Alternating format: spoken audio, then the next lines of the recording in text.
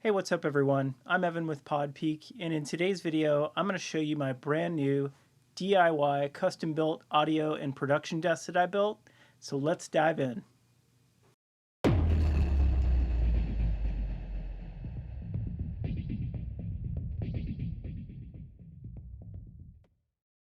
Welcome to PodPeak, where I talk about recording, editing, and sound design for music production, podcasts, and film. If you're new to the channel, please like this video, subscribe to the channel, and make sure and ding that notification bell so you get updated every time I put out a new video. So last summer, I decided it was time to make a major upgrade to my studio. I also wanted to give my back a break from years of being hunched over working at a small desk. So I decided to build a brand new DIY production desk. I've spent years dreaming about having the perfect audio production station, and for me, there was three specific criteria that needed to be met. Number one, flexibility. For me, a studio desk needs to function not only as a studio workhorse, but also as a general work desk. For example, part of the day I might be working on sound design or editing podcasts, while the other part of the day I might be building websites, drafting emails, or creating YouTube videos.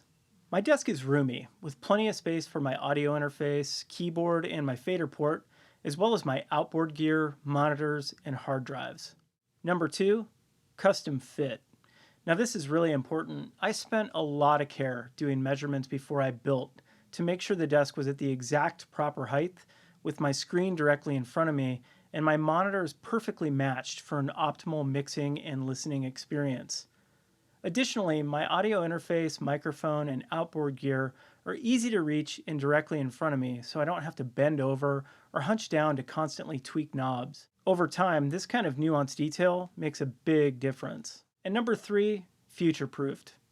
At some point in the future, I'm going to be building a new production studio, and I want to make sure the desk is easy to take apart and move. So I built my desk in three separate sections so it can be easily taken apart and transported by two people.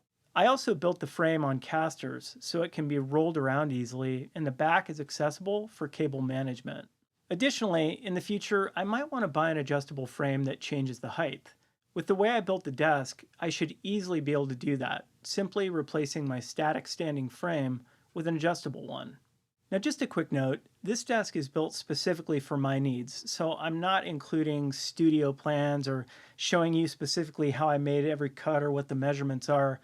Rather, I just wanted to show you this desk, hopefully to give you some inspiration, so if you feel like you want to do something like this, you're not afraid to jump in and just get it done. And I will say another thing, building your own desk can be really economical. For example, I think I spent between $500 and $600 building this desk, which might seem like a lot of money, but if you compare it to, say, some of the high-end studio desks you might get from Sweetwater or any other music store, you're looking at saving a lot of money and getting a comparable product.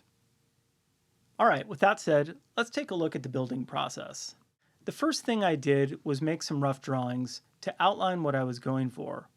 Once I dialed that in, I started working on measurements to get an idea for the materials I'd need. Next, I assembled my tools. I built this desk using basic hand tools and power tools, including a tape measure, speed square, a chop saw, skill saw, and a jigsaw, as well as a drill and screws, just to name a few. Next, I started building the frame. After building the base, I added the casters to make sure that the build-up from there would be as accurate as possible. And once the frame was done, I started building the desk. One thing to note, I used a lot of smaller common board for two reasons. One, common board is cheap and easy to find at Lowe's, and two, it also made the desk much lighter while still providing plenty of strength. At first I was intimidated by making angled racks, but it was honestly a pretty simple process. Once I cut one out, I just used that as a template for both of the outside pieces. The two inside pieces followed the same process. After that, I started adding ribs to give the desk and the rack spaces added strength. Next, I added the desk top and the shelf top where my computer and speakers would eventually be. Finally, I moved the desk pieces into the studio and began the final touches.